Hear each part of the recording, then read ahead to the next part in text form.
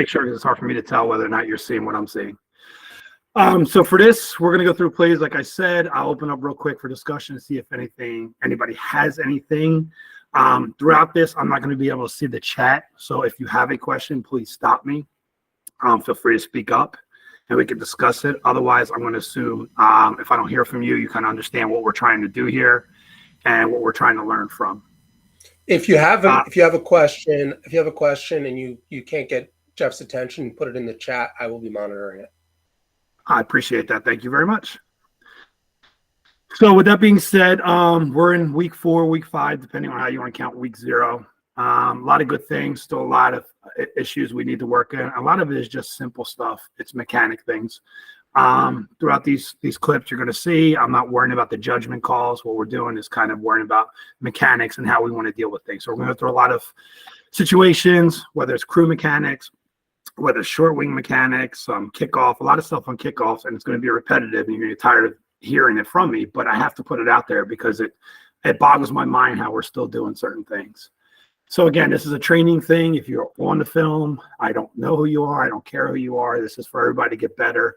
And if you did really well and something positive, then kudos to you. Keep up the good work. But again, it's also a learning tool for everybody else.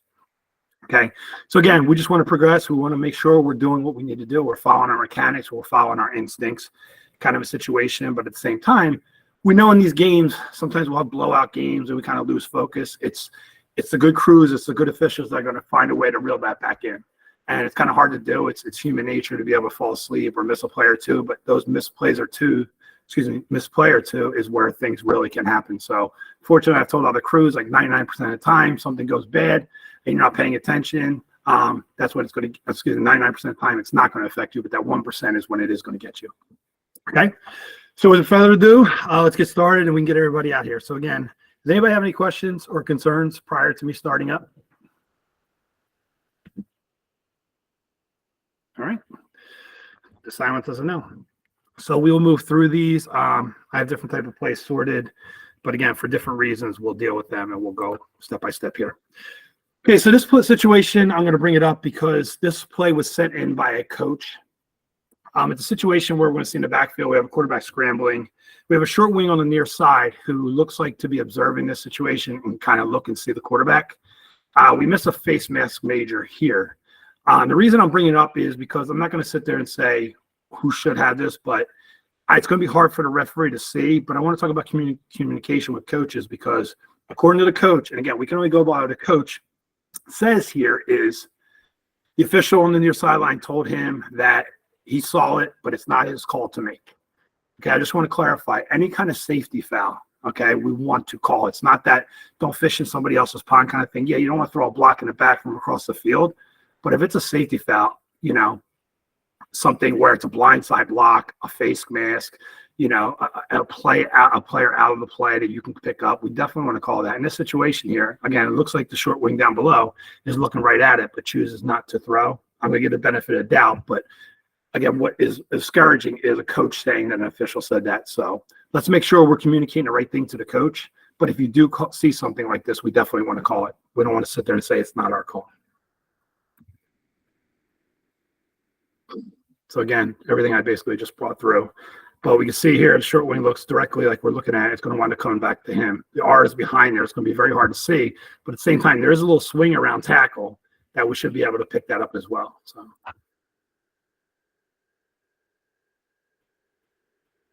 Okay. And referees, I think we want to stay back. Don't be in a hurry to come up and dead ball spot that. Let our short wings take care of that. But in this situation here, I think we're looking directly at it, and we should make that call. So this obviously we miss.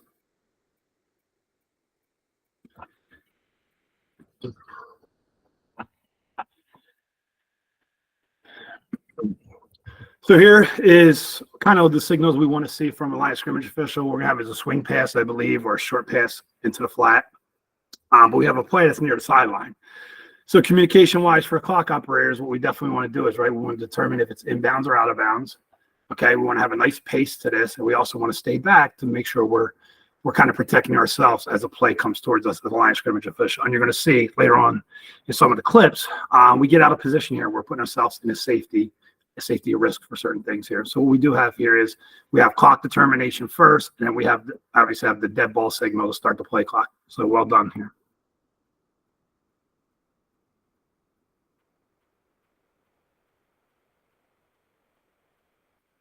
Right, so you can see we're not in a rush, right? We know where that spot is. And honestly, this could be a situation where we're using cross-field mechanics. We're going to come up. I talk about this before. You'll see it on Saturdays and Sundays.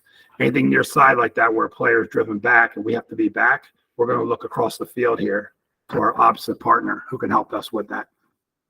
So that's why it's really not a rush for you to get up there. It's just important to make sure, as clock operator, we're giving that signal to make sure they know it's inbounds or out of bounds. As well, we're giving the dead ball signal start the play clock. That would be okay if we just went straight up with that, because what is that telling us, right? That arm straight up is telling us we are inbounds, okay? And we are going to start the 40-second play clock. Had we gone out of bounds, we obviously would have killed the play. So either way, it's okay. I mean, we don't really necessarily need that first signal inbounds, because this is basically telling us that it is inbounds. But again, the pace, the mechanics, the signals are what were key here.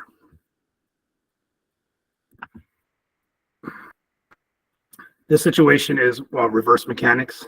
It's going to be a hard situation where we're going to try our best to kind of get to the goal line. In this situation, we have a shallow interception around the 30-yard line. A lot of scrimmage officials, obviously, we have goal line responsibility, but sometimes we're just not going to beat them. Basically, my comment here is what we want to do is try the best we can to get there. My only suggestion would be we never want to signal a touchdown not at the goal line. So you want to blow your whistle, you want to kill the play because the kid breaks the line, breaks the play of the goal line, that's fine. But my thing would be continue to hustle down to the goal line and signal. We don't want to signal a touchdown from 10 yards back. It just looks bad.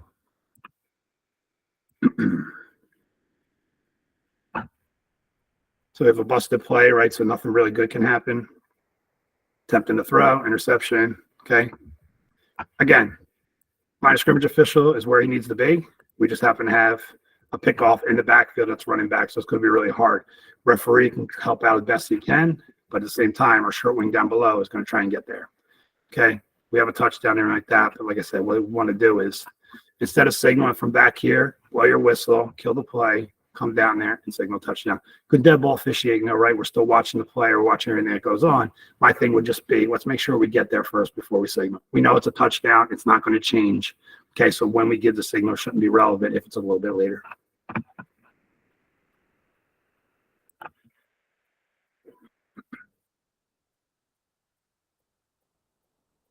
Okay, so here's going to be our first scenario where I'm talking about kickoff coverage, and a lot of this is going to go to my deep wings. This is stuff we cannot have happen. This is a clear indication of ball watching. It's also a clear indication of not knowing what you should be doing on a play. This is a standard kickoff play. So we have, whether it's a short kick or not, we're watching interior blocks initially up in the front of the line, and then we have goal line responsibility.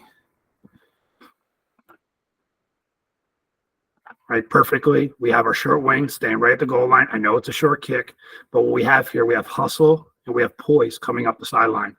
This official is exactly where he needs to be. Obviously, the player is going to determine if you have to speed up a little bit or stay back. We always want to stay behind the play anyway, but this is that official's responsibility as it comes up the sideline to take forward progress. As deep wings, this is where we should be looking at this point. Right, we have this big bunch that's going on here. We need to be watching blocks.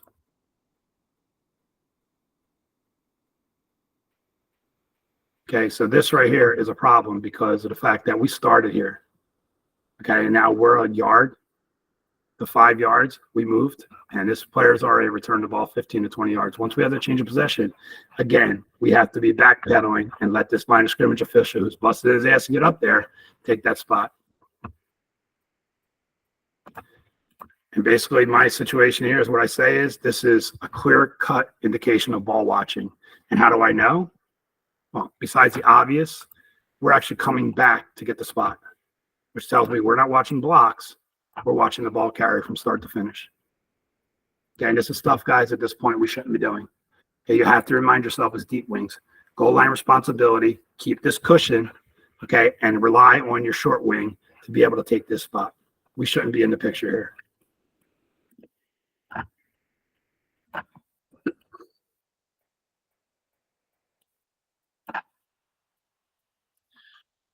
This is a really tough call, but a fantastic call by this deep wing here. And I put it on here for six-man mechanics because this is going to be one of those situations, and I learned early on in my career that there are just going to be situations where you're not going to be able to see something. And if you can't see something, you can't assume it, right? So a ball hitting the ground or a catch, if we see that ball hitting the ground, obviously we're going to wave it off and kill it. But if we're not sure, sometimes you're going to have that deer in the headlights look. And it's going to take that time. It's going to seem like forever. But again, if you don't have anything, then that's where you need to start looking around and seeing if somebody else has something. And sometimes it could be from your referee. And my referee told me early on, listen, if I see you guys looking around, do you want me to come in and wave an incomplete pass off if I see it up the chute? Absolutely. Because again, you don't want to call something you can't see. And sometimes we get in the habit of just making the assumption. Okay, and this is a situation where we have a pass across the middle, potential interception, that, again, nobody who's behind the play can see because the ball ends up on this side of the line. I'll let it play and you'll see. But my thing here is it's a great call by the deep wing, and the mechanics and the signal and the hustle to come in basically show confidence. And that's really, really important here. Very hard to see, but you can see that ball is touching the ground. I'll slow it down real quick. Right, so here's what we have. We have an umpire who spins around nicely, but the back of the receiver or the defender here, the other player, is basically blocking that ball. He's not going to be able to see that. A short wing who possibly could look there is not going to be able to see that, nor is this short wing. Perhaps the other deep wing here, but this deep wing down below has a really good view of that and comes in and makes a solid call.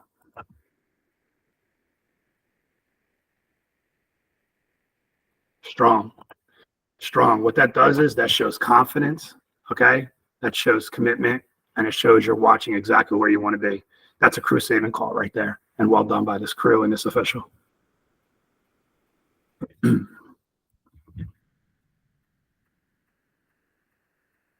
So this situation I just wanted to bring up, we basically have a handoff, and even though the handoff is forward, it's fine because we don't have a release of the ball to make it a pass. But my suggestion was to talk about this as a crew, because what if this was a shovel pass, right? What if he does throw it forward and there's a separation between the quarterback's handing the ball to the receiver, so there's basically air in between the two? That would be our first forward pass, right? And what we do have here is we would have a second one. Not the case here. I just wanted to show this because it's important to know mechanically, where are we looking, right? Who is responsible for this? And you want to discuss this as a crew because this happens a lot, right? So is it the referee who's determining this? Is it a line of scrimmage official who has to determine this? Is it the player who's coming away from that line of scrimmage official going to see this? Or is it the official that's coming towards?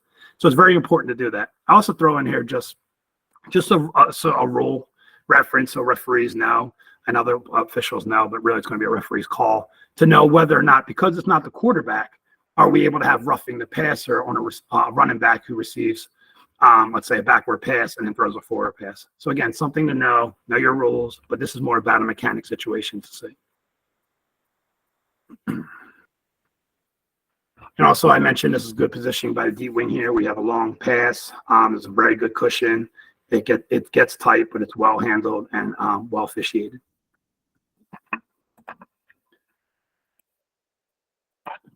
All right, so we have the receiver come in motion, forward handoff, which is fine. We have a pass, and we're in a perfect situation to make that call.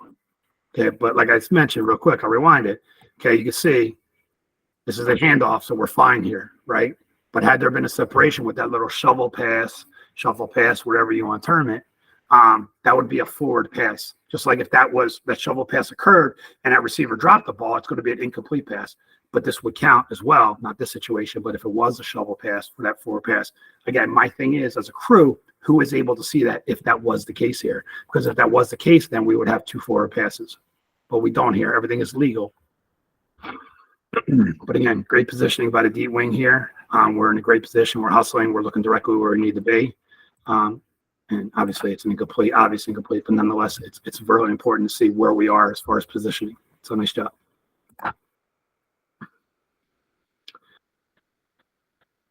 So here's the situation. It's rare. I know you guys should be talking about like what we're doing as deep wings and a referee. If we have punts, normal punts are going to fall within the lines of the boundary, so it's fine. We know what we're doing there. But what happens when the ball goes out of bounds in the air? Okay, basically the deep wing should put his hand up, right, and let the referee chop him in as he's coming up the field. But in a situation that's short like this, are we utilizing our short wings? Again, this is a crew discussion that we want to determine, but in this situation, it's probably easier for a short wing to determine or help determine where the ball went out of bounds. It's really going to be up to the referee to determine, but a short wing can come down and then make his way back, and you'll see what I'm talking about.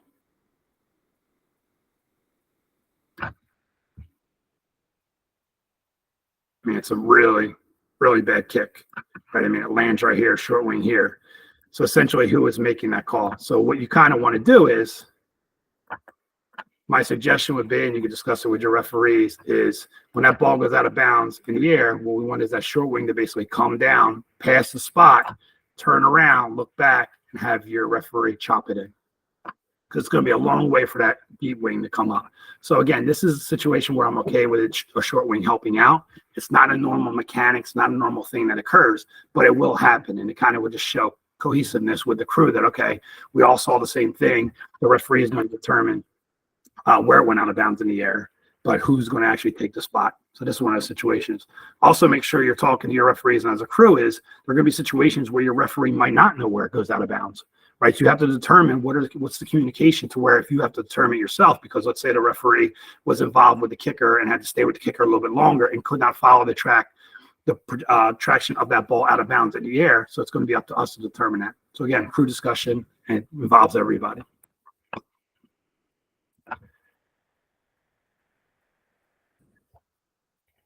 This is a situation for referees. A lot of times teams, especially nowadays, are going to run that run option, that pass option, that read option. We want to make sure that we are staying with the quarterback a little bit longer, right? Because we don't want any late hits or any throwdowns that occur to the quarterback. If he's considering himself still a runner, pretending to be a runner, that's one thing. But if he gives that ball off and he's basically just standing there, we want to make sure we're staying with that a little bit longer, because we kind of miss like a late hit here, an unnecessary throwdown after the fact, and we're in this hurry because we have a fumble to come up and deal with that. That's what the other three officials here, the umpire and the liners, short wings, help out with that fumble recovery. As a referee, you want to take that little extra second here to watch what happens with the quarterback after he hands the ball off.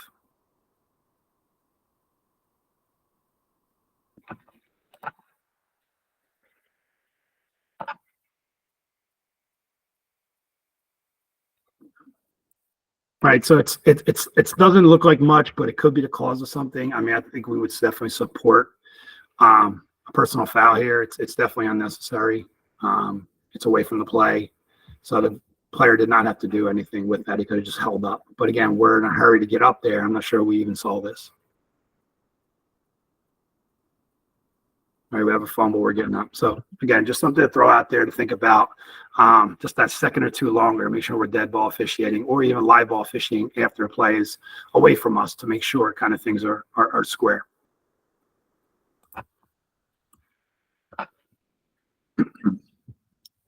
So the scenarios where, sometimes we'll have a play go out of bounds and line scrimmage official is so concerned about getting where the player went out of bounds, we're not worried about what goes on in dead ball officiating, especially if we have the opposing player in the sideline of the other team.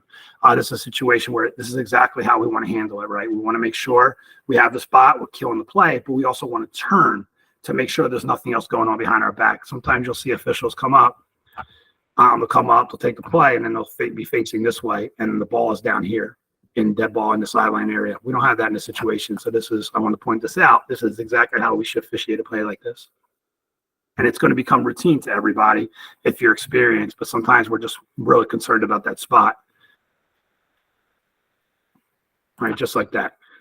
And also you'll notice, and we'll see it again for safety purposes, as that play's coming towards you, you want to step back into the backfield.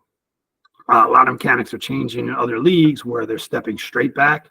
But as far as the high school level, let's just step back, let the play go past us, and do what we normally do, which is officiate from behind to take forward progress. But my main concern here was the fact that we have opponents into the sideline of a visiting team or home team, like right here. Okay, last thing we want to do is come down here and face in, worrying about that. There's nothing going on here. Everything is down here, and this is exactly what we do. Now, you're going to have your deep wing. You should be hustling to come up here, which we do. But at the same time, we can control a lot by showing and being visible and having our presence. Last thing we want to do is have our back turned. So this is just a scenario, and this is going to happen every now and then.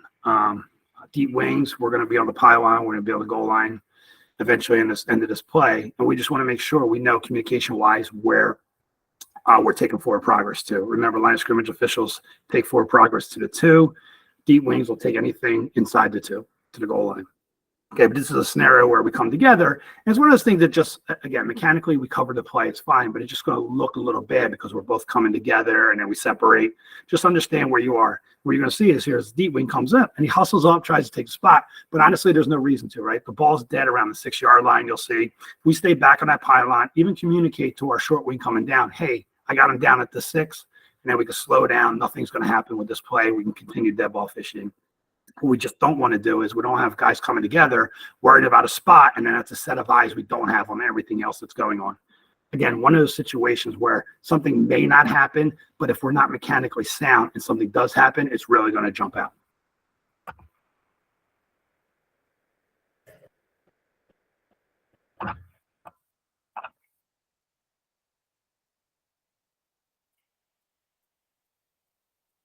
Right, nothing major here. We have a line of scrimmage official hustling down. Obviously, he had to wait at the line of scrimmage, so he's going to be coming down a little bit later.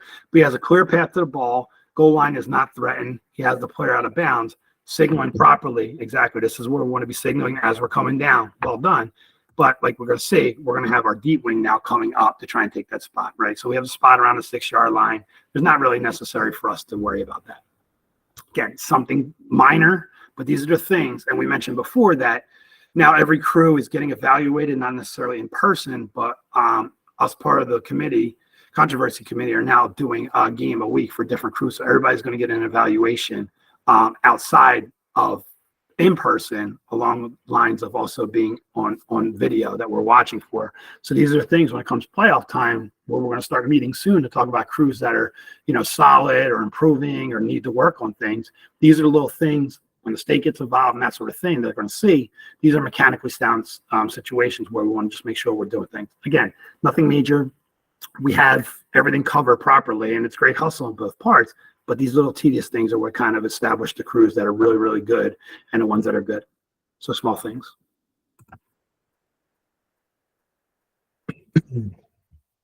So this is a good call here. This is a nice shutdown. Had this play not been imminent, the snap not been imminent, I'd be okay with this receiver moving up because sometimes they're going to adjust, if they're still breaking the huddle or if everybody's set and the quarterback's looking around or looking to the sideline, we can have just a little bit of adjustment here. But we can see that the quarterback is ready to take the snap, and we have a secondary adjustment by the slot receiver. He might be actually on. Whatever one is considered, I'll consider him on. Either way, whether he's a slot or not, we don't want something like this, and this is properly shut down. It's not much, right? But it's there. It's a set. Gave him the first one right there. Now we're set. And then there's that, right? So it doesn't draw the defense. It doesn't seem like a big deal, but we can't be letting those things go, even as subtle as it is. Because let's consider that he is on the line of scrimmage. We wouldn't give a guard or a tackle or a tight end who's on the end that kind of movement either. So proper way to shut this down. So here we're going to see we have a play for our deep wings here, throwing this in here, but this is proper, excellent positioning and mechanics for this deep wing and how we want to handle the situation. Right now we should be at the goal line as we are. You can see this deep wing up top is properly distanced above, giving himself plenty of room, and then the play is going to be down here. And what we have is we have a deep wing who reads the play, is not moving, okay, standing still to make the call, turns his body, and great poise to not be in a rush to make this call, right? We want to make sure that the ball is maintained. There's no movement or anything like that because the player's going to the ground. But at the same time, we want to just make sure and take that extra second. It's going to seem like forever, but to make this call, and this is properly done. So this is textbook right here. Right? So here's what we have. Our deep wing's perfectly there. This is all that's going on. So we don't have to move up here to see the sideline. We don't have to move because our end line is not going to be threatened. What we're doing is we're basically letting the player take us to the ball. We don't have to look at the ball. We're watching the player. Okay, we have a short wing here. It was such a quick play. There's really no reason to be him coming down. So he could help if necessary. But honestly, this is all on this deep wing here. All right, perfect. Perfectly done. And honestly, there's no reason to even step down there. But it's the perfect call. It's perfect positioning. So I'm not going to do with that. One other thing I would say, and excuse me, in these situations, it's really not necessary to have a whistle. I know we do it. I know it's a tendency to do that, but the signal itself is going to be enough. The whistle really doesn't do anything, but I know it's a force of habit. So, just again, small little things. But the main thing here is the proper mechanic here by the deep wing. Poised, right in position, not in a rush. Got a foot down, maintains possession. Perfectly done. Nice job.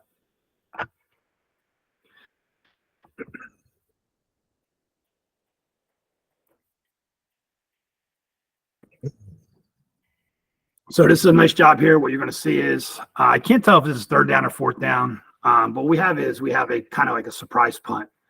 So obviously we're not in punt formation here. We're not anticipating that. It looks like a normal scrimmage play, but what we have is almost like a delay. And this is going to be really hard because if we're where we need to be as deep wings and this punt goes off, it's really going to be hard for us to adjust or get to the goal line. That ball's moving there. We do our best we can, but we also want to make sure we're trying to read the play. And it's kind of hard to see that if it's a surprise. So we can't really anticipate something like this. It's rare. But at the same time, the crew does a nice job adjusting. But I just want to make a note of this because it's also important that everybody else knows what they're doing. So there's a possibility if we do have a return, umpire is going to spin, officiate inside out, and treat it like a punt. And our short wings are now going to have goal line responsibility. So it's a lot to anticipate. But if you're mechanics and you're sound and you have that muscle memory of like, okay, change of possession, here's what I'm doing, we're going to have no problem covering this.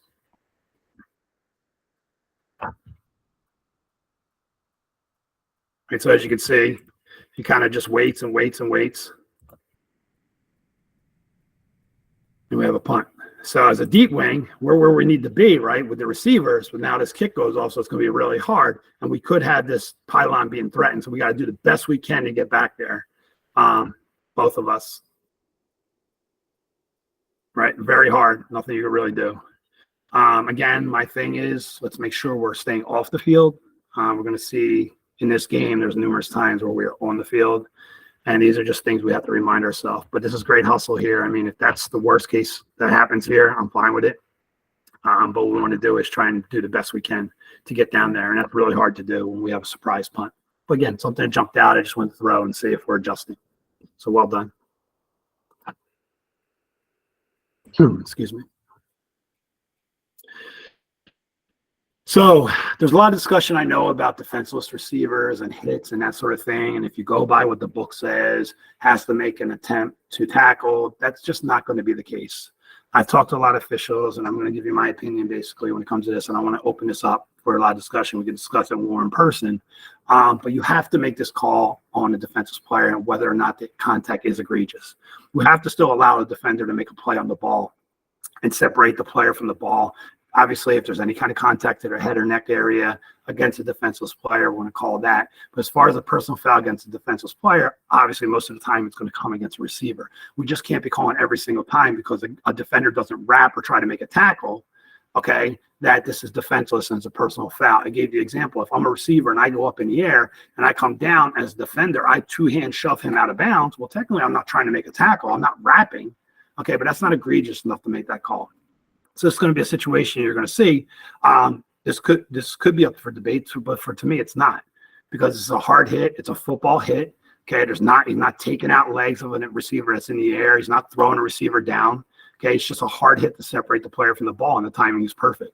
Is this player defenseless? Yes, but guess what? Every receiver is defenseless. Okay, a quarterback is defenseless. But you got to determine whether something or not is egregious. Now, a quarterback is protected because of roughing the passer. But as far as a receiver, until he establishes himself as a runner, he's going to be considered defenseless. But every hit on that receiver cannot be determined to be a personal foul. So that's all I'll say about that.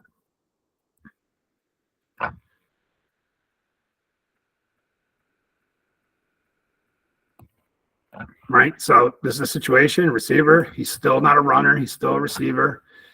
The defender is not making any attempt, right, to wrap or take him down. He's not leading with his head. He's not making head contact. He's just shoulder to shoulder. I mean, this is all we can ask a defender to do.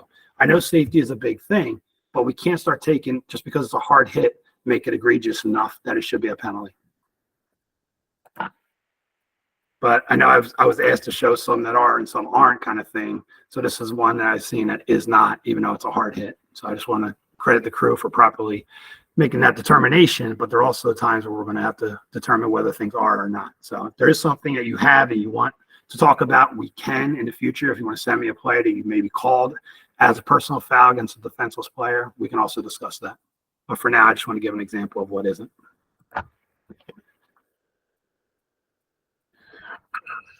Okay, so this is a scenario where I was telling you about as a line of scrimmage official. We want to make sure we're protecting ourselves. Right, play is going to come to the near sideline. We don't want to be in a hurry, right? We want to stay set, even as the play's coming towards us. We never want to be out in front of that. Okay, so as the play's coming towards you, you can step into the backfield and then officiate the play up. What we happen to do here is now we're moving forward, and the play's coming towards us, and we almost get taken out. A lot of times, not even what's right in front of us. It could be something from the side or something coming from a different direction. So by being mechanically sound here and learning, again, it could be, you could be a newer official, you're not used to this sort of thing. That's fine. But this is how we're going to learn. I showed a couple situations where we want to stay back. Line of scrimmage is no joke. If you have players and all those players running towards you, there's really not a lot of ways to go, which is why we always suggest stepping into the backfield and officiating the play forward to protect yourself.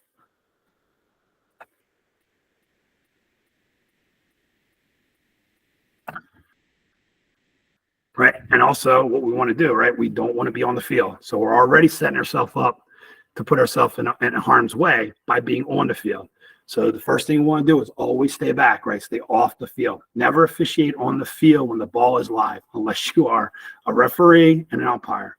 Any deep wing or short wing, you should not be on the field when the ball is live, period. Okay. So in this situation, we see, right, we're slowly moving up. We're actually moving when we shouldn't be because the play hasn't even crossed our path yet. Past the line of scrimmage. So we should be set on line of scrimmage, letting the play come to us. Right. So now we're kind of in trouble, right? What we want to do is we want to be back here, let the play die in front of us, and then slowly come up and determine inbounds or out of bounds. Right. Very dangerous situation. So if we're staying back, and this is just, again, this is a great way to see yourself on film to be able to improve. What could I have done differently? Here's what we should have done. 1, been off the field. 2, step back as it came closer. Let the play die. Take your time. Come up and take the spot. Okay, again, more of a safety thing than anything, but mechanically, this is where we want to be sound. It starts with staying off the field. Excuse me. Okay, so here's something that was sent to me today. It's a really good call here for shutting the play down. But I want to throw it out there too, as far as who's going to be responsible for this. So just to set it up, what we have is the offensive team is short. Okay, they're going to be short a player. They're only going to have 10. Excuse me. Okay, and what happens is we have an offensive player who's coming from over here, right? And he's going to try and run onto the field. And prior to him getting on his side of the line of scrimmage, the play goes off. Now, technically, by rule, this is illegal substitution, and it's a live ball foul. There's no way we should let this go off as a live ball foul. Okay. 1, technically, in my opinion, he's offsides because he's in the defensive backfield. Okay. 2, he's moving at the snap. Okay. And he's also not in formation. Okay. All the things we talk about wanting to shut this down. So this is a great situation for shutting this play down, not letting it get off. And I put this scenario out there because if the roles were reversed, okay, and we let this go off, it's going to seem like, okay, it's not a big deal, but you're going to see this offensive player then is probably going to participate, which is going to turn it into a participation foul, 15 versus 5. But let's flip the script here and say, okay, the red team is on offense and they're going in, okay, and then a defensive player starts running this way and they snap the ball and we let it go, and all of a sudden this defender blows up the quarterback from behind, right? Some of it's common sense. We don't want to let this go off, even though technically by the book, a player coming in as a substitute, whether he's on either side of the ball, it's a live ball foul. We want to shut this down. So properly done by the crew. But again, what I wanted to talk about is who is going to be able to see this, because the last thing we want to do is have a referee taking his eye off the quarterback, umpires taking his eye off the snappers. Okay, so it's going to come from a deep wing who might be able to see this, along with a line of scrimmage official as well. Okay, so I know you might not know, as deep wings, we're going to know we have 11 on defense. We might not know if there's somebody coming in from the offense that they're short because we're not counting the offense, but we're going to have to be able to see whether this player comes on, and that's going to be important. So they're going to cross our path, whether it's a short wing, depending on where we're at on the field, or a deep wing. It's just important for us as a crew to know who is going to determine this kind of thing. So well done by this crew to shut it down. Right, here's what we have. We have this player, offensive player, coming onto the field. Line of scrimmage is whatever, the 20-yard line here. Snap goes off, and look where he's at, right? So again, we can't have this. Technically, by book, it's a live ball foul, but there's no way. Again, he's going to participate. It's going to be a problem. And I told you, flip the script. If now he is a defensive player, Red's offense going in, and all of a sudden he comes in and just destroys the quarterback. Okay, nothing good can come from that. Shut it down. Properly done by this crew. Nice job.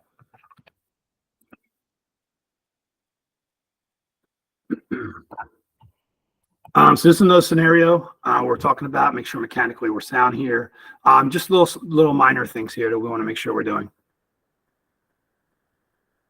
Okay, again, stay back, right? Don't be in a rush to get up. And we just want to know real quick, just remember what these signals are for, right? Here we have a player out of bounds. Okay, so what we want to do is we want to be stopping the clock here, right? This indicates this is a dead ball signal for a play that's in bounds. And what this really does is that starts the 40-second play clock. That's what we're telling everybody, right? So if we're putting that hand up, we're determining the play was dead in bounds. And for the back judge, side judge, whoever is now to start the 40-second play clock. That is what that is signaling. Okay, but we don't have that here. What we have is a player out of bounds. Okay, so instead of this, we should be killing the clock, crossing our arms above our head, because technically this tells everybody, including the the game clock operator, that this is still a live ball. So we want to kill the play. Again, just little tedious things that we can work on and improve upon. And this might be for newer officials. It could be a lot of things going on we're not sure about, but let's just know what this signal actually means and when we're using it.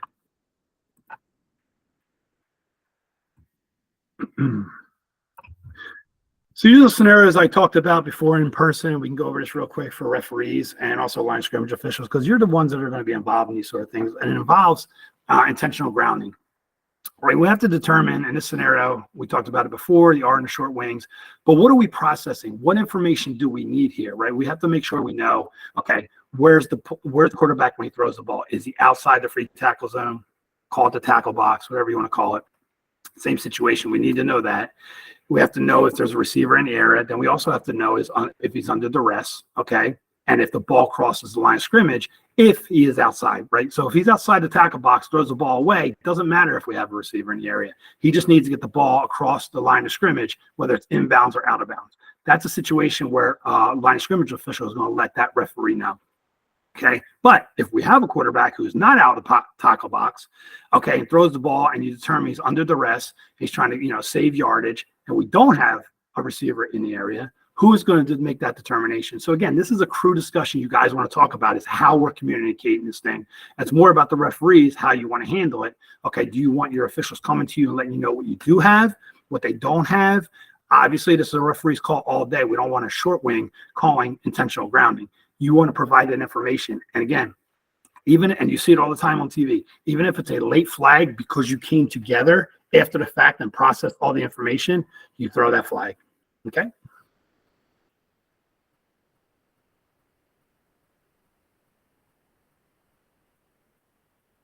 Okay, so number one, we have a quarterback who's outside the tackle box, right? We'll just call it a tackle box.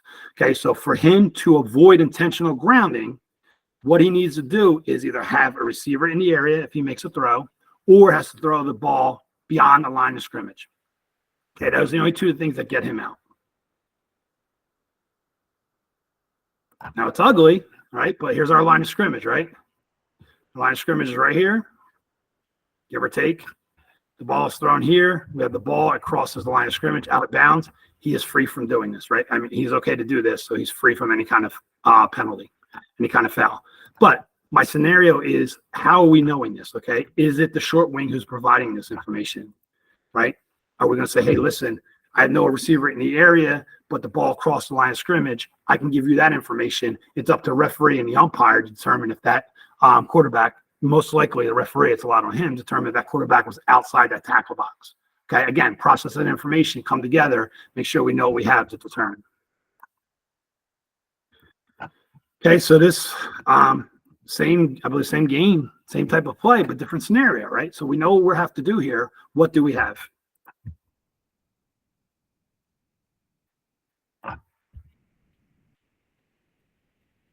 Okay, here's what we have, right? We have a quarterback who drops straight back, not outside the tackle box. So in order for him to avoid intentional grounding, he must have what? He must have a receiver in the area. He doesn't have that leeway of getting the ball beyond the line of scrimmage, okay, because he's not outside the tackle box. Here we have to make sure he has a receiver in the area. Okay, now that looks like it's a far throw and everything like that, but at this point, we want to make that what's called a zip code kind of spot, kind of insinuate. Okay, he might have overthrown that receiver, but there is a receiver here. He probably was trying to conserve yardage from avoid being a sack, but he threw it in a direction here. We're going to give him the benefit of the doubt because we can always point and say, hey, listen, I have a receiver in the area. And this is where a short wing is going to come in and say, hey, listen, I had 46 or 48 in the area in case a referee might think about intentional grounding. So if the referee does throw for intentional grounding, you want to provide that information to him. If he says, you know what, no, I think he was under duress, that's a discussion you need to determine as a crew, but you can provide the information. Does that make sense? Again, if anybody wants to speak up, feel free to. I'm not sure if anybody is saying anything in the chat. I haven't heard anything ping, but I'm just going to roll through otherwise in case there aren't any questions. So again, feel free to stop me if there are any considerations, or if you are in one of these games where I'm bringing something up and you can provide me extra information. Nothing in the chat. Okay, thank you. Excuse me. Okay, so this is a really, really great job by this crew. This is a very weird situation. Essentially what we have a fumble by A and then a fumble by B that is recovered by A in B's end zone. So ultimately this leads to a touchdown, but this is great patience, great awareness, great whistle control by the crew. And when I talk to the crew, one thing I brought up is, and you're going to see, and maybe see if it rings a bell to you guys, is well, I'll let it play and then we can talk about it real quick. But again, this is really, really, you're never going to anticipate something like this, but it's important to determine what we have. Okay, so here we have the first fumble, right? Fumble by A. We have a beanbag down by the umpire. So we have a loose ball. We have the ball bouncing around.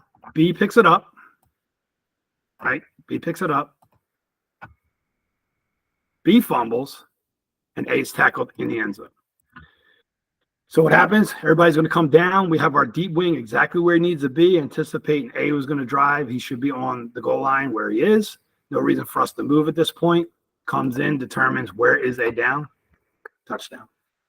All right. So this is very strange play, but very nice job here because it's very rare that we have two loose balls in the same sequence, let alone it result in a touchdown.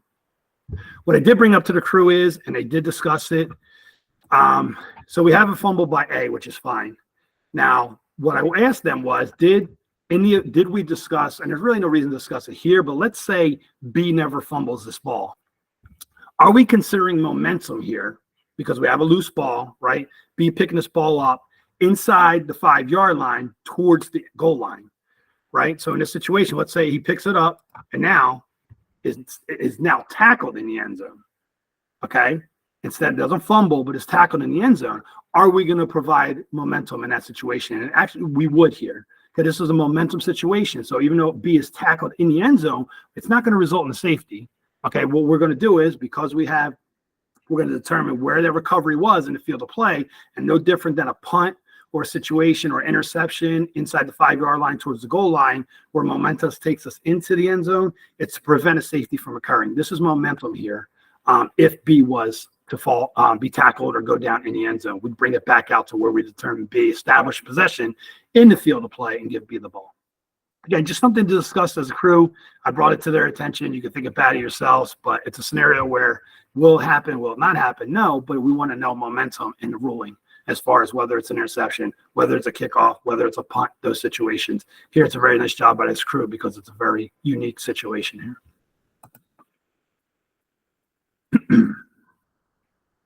Okay, well done.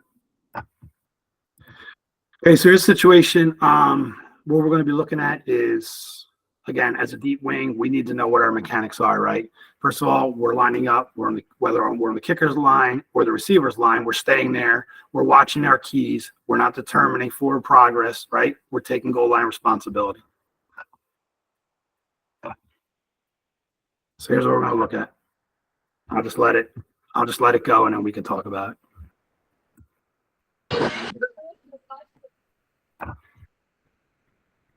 Okay, one, I'll stop real quick.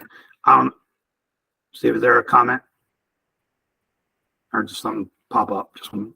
No, it looks like somebody raised their hand accidentally.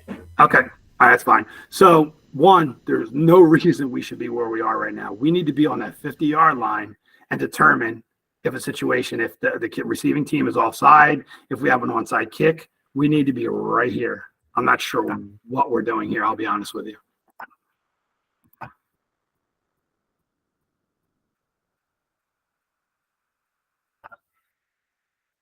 Okay, and here, I mean, we're looking, this is ball watching, guys. Okay, we're not even watching blocks. We're watching down here. Okay, our head is right there. And then we have a kick out of bounds. One is not our call. Okay, two, it's a spot foul. So flag should be going towards the spot. Okay, and we want to come up and do that. This is our short wing here should be coming up, taking that spot. Now, if it's something that occurs really close to you, I'm okay with that. But essentially here, we're not even mechanically sound. I mean, we're not watching what we should be watching. We're completely ball watching, and we watch it go out of bounds, which says enough. We shouldn't even know that ball went out of bounds. We should be watching these blocks. Okay, this is the thing where we need to be better.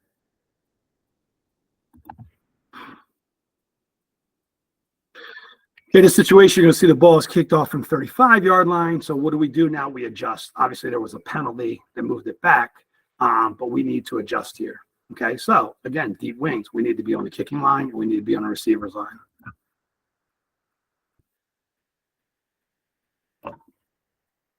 And I like to say that this official came up late, but unfortunately, we're nowhere near to be found. All right, we vacate this. This is poor mechanics. This is not knowing where you need to be.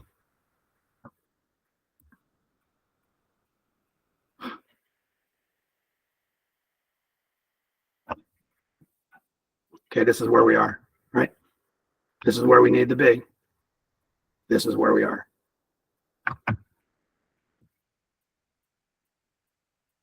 On the field, right? Ball watching. Taking the spot. Everything we should not be doing. Okay, so these are things when guys ask, how can I improve or that sort of thing. This is stuff, even if you're a younger official, seeing this is what you should not be doing. Okay, we want to learn from these kind of things. It's discouraging when these sort of things are occurring, even on a kickoff if we're not even where we need to be. We can work on the other things as far as ball watching and that kind of thing, but not even being where you need to be on the kickoff. I really don't have anything to say about that.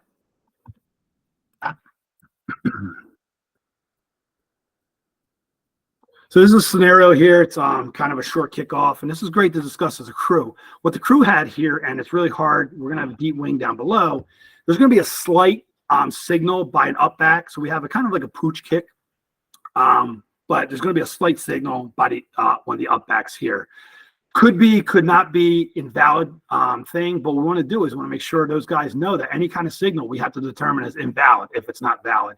Okay, so this is really hard to determine here. My suggestion to the deep wing was this is probably something, unless you see it from start to finish, you can make this call, but it's very hard for you to see this that quickly. It's something, if we have a short kick or a pooch kick, that probably your short wings down below should be looking for. Because they're going to determine, okay, it's a short kick. Honestly, that's exactly what you should be looking at as a short wing. If we have a short kick that's going to die closer or be caught closer to our deep wings upfield, at that point, we should start looking for any kind of signals. Okay, it's really important to know that because of the protection of what we're trying to give them is also so they can't advance it. So I'll let it play, but this is kind of what we have here. And it's very hard to determine this because, again, unless we see it from start to finish, then we can make that call. I don't think we saw it right the whole thing here, but we killed it, and then we can discuss really quick. So there's kind of what it is. It's very hard to see. I know the camera doesn't peel. It peels away, but it's right here. Okay, so we might have slightly seen it. I'm okay with it being called that, but what we want to do is, right, if we determine invalid or valid, as soon as we have possession, we want to kill the play, right? We're not necessarily be in a hurry, but we want to kill the play. We want to kill the play with the whistle. That stops everything. And then we can talk about it afterwards. So then what we have here is we have a receiver who we determine invalid fair catch, which is fine, but now he also continues to run after the whistle. You can see the official blowing the whistle here. Okay, he continues to run, and then we're going to have a late, basically a throwdown, which is unnecessary. So the crew discussed it. They determined they had an invalid fair catch signal, but then we have a delay of game because the player ran afterwards, and then we have a late dead ball foul against the the kicking team for throwing the player down. Okay. Again, situation where can we have more awareness? Yes, but as short wings, we want to be able to see that going through. And as a deep wing, we have to see that from start to finish here. We want to prevent that player from running, especially if they don't think they did anything invalid, but we have it as invalid. It's on them. The onus is on them to make sure what they are signaling is correct or isn't correct. We're going to take that away if there's any kind of signal. So I'm okay with this when in doubt, but we want to make sure that we're on that whistle like we were. It's just an unfortunate play here to where the receiver obviously didn't think he gave a signal, but he did, in my opinion. Based off what I can see, we just want to make sure that they're not doing that anyway.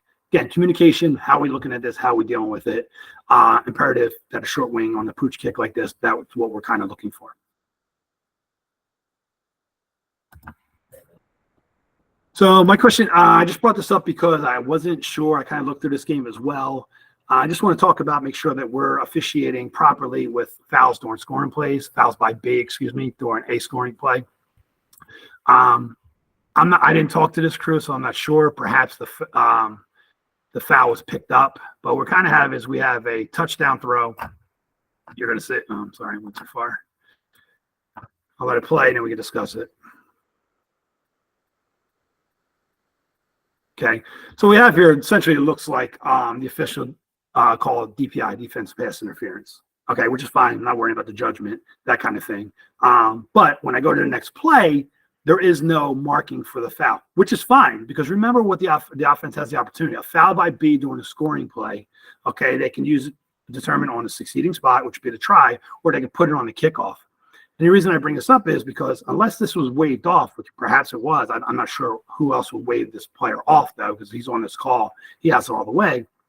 The extra point did not occur half the distance of the goal where it could. And then the previous kickoff, the succeeding kickoff occurred from the 40-yard line. So just want to make sure we're aware that even though we have fouls and this rule was put in a long time ago to prevent the defense taking a cheap shot at a scoring team player before it would be declined by rule, here we want to make sure that any foul that occurs against the offensive team by the defense on scoring plays, there is still that option either to put it on the try or to put it on the kickoff. Okay. Again, just to point that out. So this is a great judgment here. This isn't there. I think next couple plays we're going to have, you're going to see this is late in the game. This is that same game where we had a touchdown. There's 45 seconds to go. Team in white went up. Okay. Team in red is now on offense. They're now down with 45 seconds to go. I believe they're out of timeout. You're going to see. But my thing is, watch the near side official short wing here. Determine, it's very, very important that he does, and correctly called, that this runner is inbounds. Now, if a runner's trying to get out of bounds, and even if he's going backwards in these game scenarios, we want to give him the benefit of the doubt. Give him that. We're not going to give him the 4 yardage if he's going backwards, but we are going to put him out of bounds in that situation. Here, the runner is down inbounds, properly officiated, and signals are great because it's very, very important here, right, that we're letting the clock operator know what we have. So again, we're looking at the short wing down below. All right, down in bounds. You can see the leg down, knee down back there, right? Official's right on it. Blows a whistle, and what are we giving? Inbounds, absolutely. That's telling the clock operator the play is going. It's letting everybody know, especially the offense, hey, listen, that clock is still going.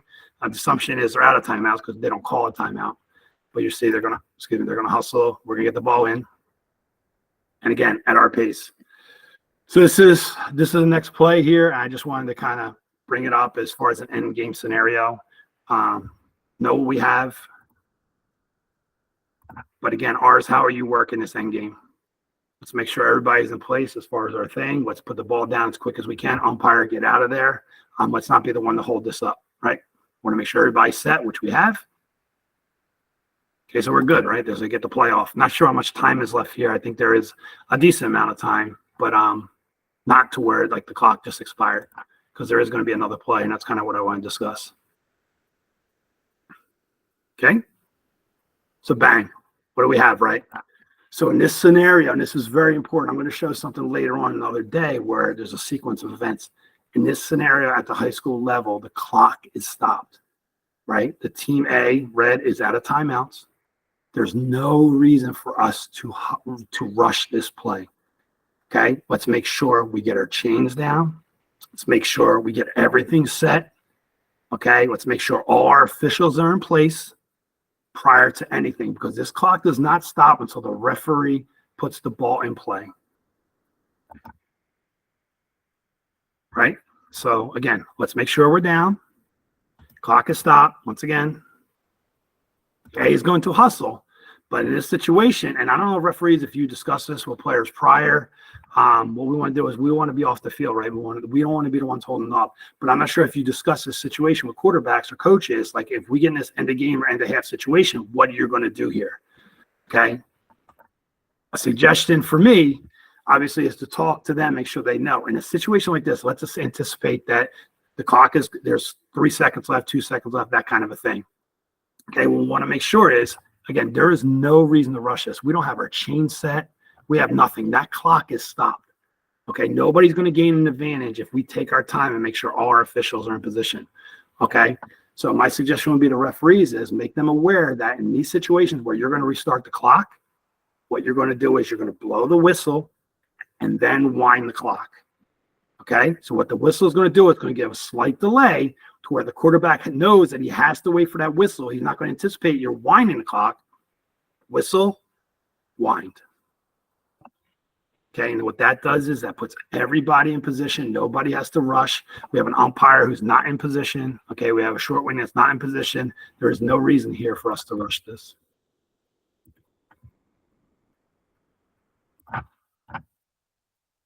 So now, in this situation, I'm going to assume, because you can see the coach is going crazy, that we wound the clock. Okay. Once again, we have an umpire out of position. We have a short wing out of position. Let's not be in a hurry to do this. Like I said, the clock is stopped. We don't have a box. We don't have chains, nothing. Could slow this scenario down. I'm going to keep harping on it, but this is really, really important, because my assumption is now everybody's looking and bouncing up and down that we put this ball in play and they're failing to get the ball off. Right? And there we go. So we have the end of the game. Okay, so this scenario is what we're really talking about here, and how are we going to do that? So that's why I just wanted to bring that up, because it's really important to kind of understand that and know that as a crew. And that's a scenario that occurs a lot, but we need to utilize the clock to our advantage in those situations. The last thing we want to do is have an official out of position, us moving at the snap, us interfering with the thing. That is our time. Our pace, right? Okay, my crew does it all the time. We do it. We have our O2Os and we're talking. Hey, listen, first down at our pace, our pace. These teams want to hurry up, hurry up, hurry up. That's fine. They can hurry up, but we're going to make sure that we're in position. We're going to make sure everybody is protected and we're ready to officiate the play. In that scenario, that's what we want to do, right? We're not in a rush to start that clock until everybody is ready to go. That's about it, guys. I appreciate everybody that's on here. I try to keep it under an hour. I think I just barely made that. But again, this shows dedication for everybody that is on this call. I know it's optional and there's an Eagles game on, but I just want to give credit to everybody that's on here. And again, if you have any questions, feel free to talk now. We can discuss it, even if you're the only one that stays on the call. I have time to discuss it with you. So I'll open up real quick if anybody has anything. If you don't, then feel free to bounce off. But real quick, I'll just say, does anybody have any questions in any of those plays, any scenarios? No, thanks, Jeff. Really good. Not a problem. Again, everybody, kudos to you guys for reaching out. Again, maybe you don't want to say it here. You don't want to speak up. I'm fine with that. Personally, reach out to me. We can discuss it. If there is a play that you were on here and you want to discuss something, we can break it down. I have no problem doing that. But otherwise, listen, thanks again for everybody taking the time to do this. Good luck to you, everybody, this weekend, and be safe. Have a good night, everyone. Thanks, Jeff. Bye.